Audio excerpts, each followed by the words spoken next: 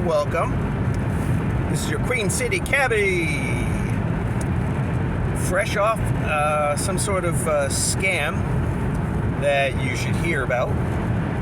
Sorry for the noise. You know, I'm driving down the highway. The weather's lovely. All right, so today's the 4th. There you go. Yep, today's the 4th. So let me tell you about this scam. All right, so a few days ago, I got contacted by this old retired guy up in East Millinocket, which is an hour away from Bangor. So he called because he had to get all the way down to Lincoln, which is about a half hour south of East Millinocket.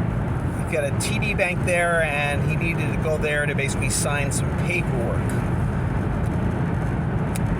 So, nope, not a problem. So I just had to warn him that it was going to cost quite a lot, because if I'm going to drive a distance like to East Millinocket, I have to charge somebody dead miles,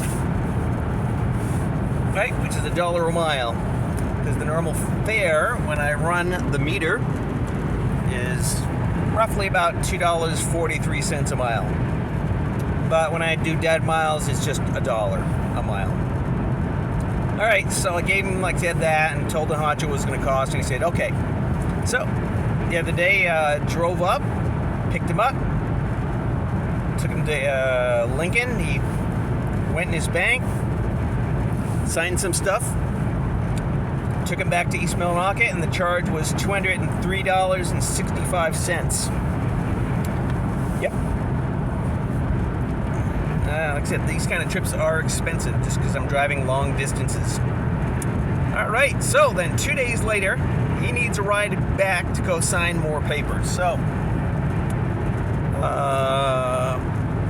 I do that. I drove up, picked him up, took him back to Lincoln.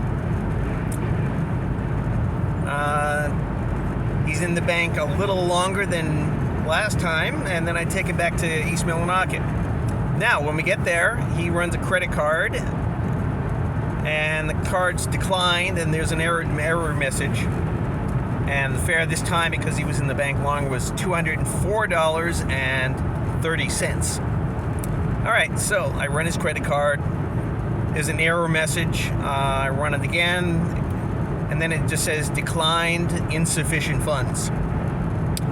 So I tried that a couple of more times. Each time, insufficient funds.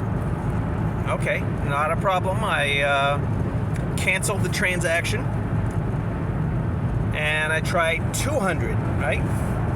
I figured basically there's probably not enough funds, and because that happens sometimes with my customers, they're kind of poor. So then I run 200, right? And like before, it's declined, insufficient funds. So then I try the just what was on the meter, right, without the dead miles, $143.60 declined, right? So at this point, he's on the phone with this person out in California. For some reason, he's got an Arkansas number too. Personally, he's got an Arkansas number, but he's based out in California. Now, does this sound kind of unusual? Right? He says he's here to help. It's the typical old situation, you know, lonely old guy. He's trying to help. Right, so I'm dealing with a situation where we have a credit card that don't work. So I finally managed to reach the boss, and I check because he's accusing me of pulling a scam. So I said, finally get my owner or the boss on the line. He checks, and like I said, all these credit cards I've run, right, they've all been declined because of this issue of insufficient funds. All right, so then at that point, I just kind of lose my mind, or I lose my temper, and I just start accusing this person in California being a scam artist, targeting this old guy, which is, God, that's so common these days. Yeah. I mean, you see the ads all the time, people, elderly are being targeted by scam artists. So that's what I told him, right? You're being targeted by a scam artist. He's taking advantage of your loneliness because he's kind of estranged from his family,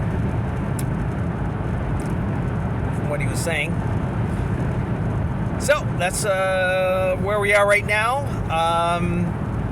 I think they've kind of I don't know, because he's already contacted me and said he'll try to get the funds somehow. But trying to contact the police to see what, if anything, we can do. Because, but what can you do, right? Because you're dealing with somebody way the hell out in California with an Arkansas phone number. Yeah. So beware. Like I said, those bastards are out there. All right? So that's about it. I just wanted this on the record, I guess. So who knows where this is going to wind up. Like I said, I gave him the website. They can contact the owner and put the funds in because I'm owed $204. So we'll see. All right, there he is.